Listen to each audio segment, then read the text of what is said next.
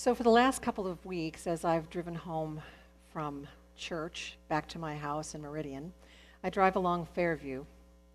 And what caught my eye a couple of weeks ago was a sign out in front of the Petals and Stems flower shop on Fairview. This is what the sign said: "We forgive you for stealing the baby Jesus. Please bring him back. Merry Christmas." So I drive by this sign again and again, and my imagination is thinking, who would take the baby Jesus? And where's the nativity? And what's the story here? And then I got to thinking, well, there's a way in which really lots of people, in one way or another, steal the baby Jesus. Maybe it's to keep him from all the commercialism that goes on around this holiday. Maybe it's to make sure that people have the right beliefs about him.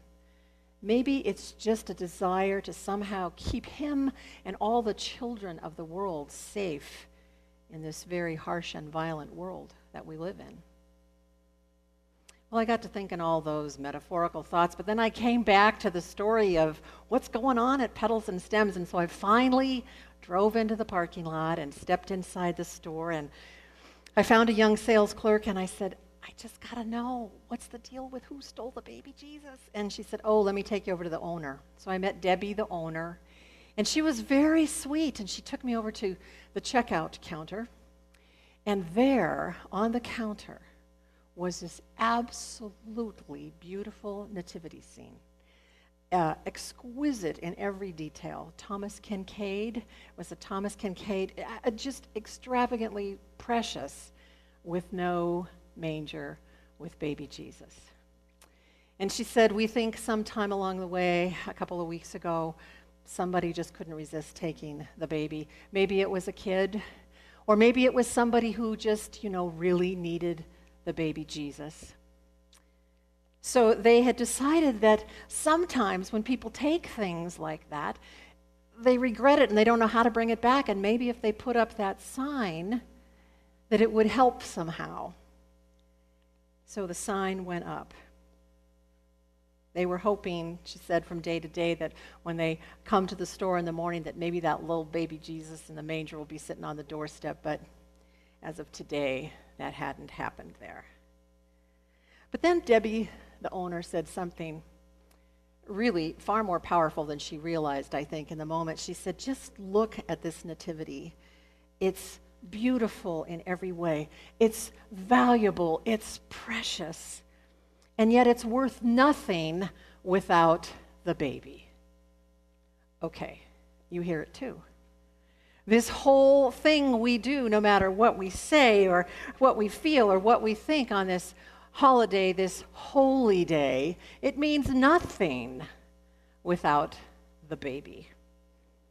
Well, we know this. That's why we're all here tonight.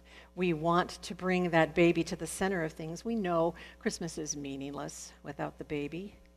This baby who is going to grow up to show us what love looks like in human form, really to show us what God looks like in human form. This little baby is already showing us what love looks like in human form. Because love actually is like a baby, isn't it? It requires us to be vulnerable. It requires us to nurture and look out for each other to help that love grow.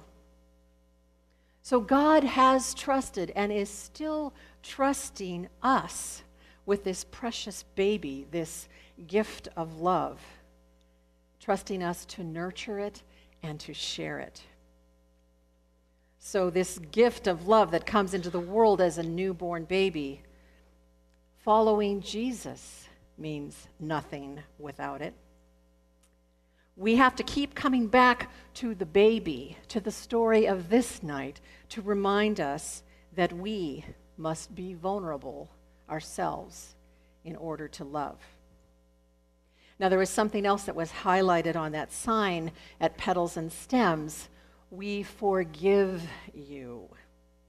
We are forgiven also when we love imperfectly or fail to love at all.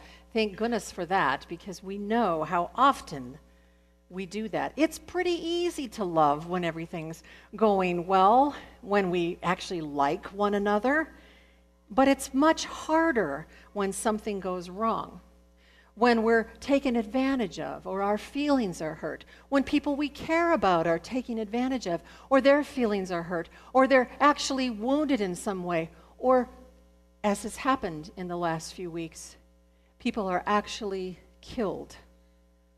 When there is this huge cost, this huge price, it's so much harder to forgive. We don't really even know what it means to love in those spaces. It asks an awful lot of us. So for tonight, for Christmas Eve, I don't want us to think too big, too globally, go to too many hard places. I want us to stay right there at Petals and Stems, the little gift shop. They forgave the person who stole the baby Jesus. They forgave them. They're not angry. They're not stewing about it. They'd love to have the baby back, but they truly understand that putting that Thomas Kincaid nativity on display like that, where somebody could reach it, was risky. But that putting that Thomas Kincaid nativity on display was simply the risk of doing business.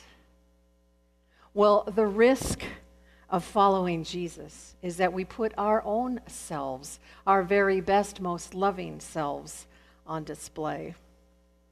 We try to forgive, we try to love, whether it's the difficult stuff of family relationships or the dangerous stuff of stepping out into the world. This trying to love is what following Jesus is about, not mushy, touchy-feely stuff, not Pollyanna things that everything's going to be beautiful, but the kind of love that stands up and reaches out for other people, that tries to repair and build relationships and connections. The kind of love that is self-sacrificing in the hopes of bringing good news to somebody else. This holy Christmas day means nothing without the baby. We don't have to steal him or hide him or protect him. In fact, tonight I want to tell you that the opposite is true. We have to risk putting him on display in our lives. Now, Jesus didn't stay a baby forever, and yet this child of God, this love in human form, never stopped being vulnerable. So in receiving that gift of love tonight, we're being asked to be vulnerable too. May that be so. Amen.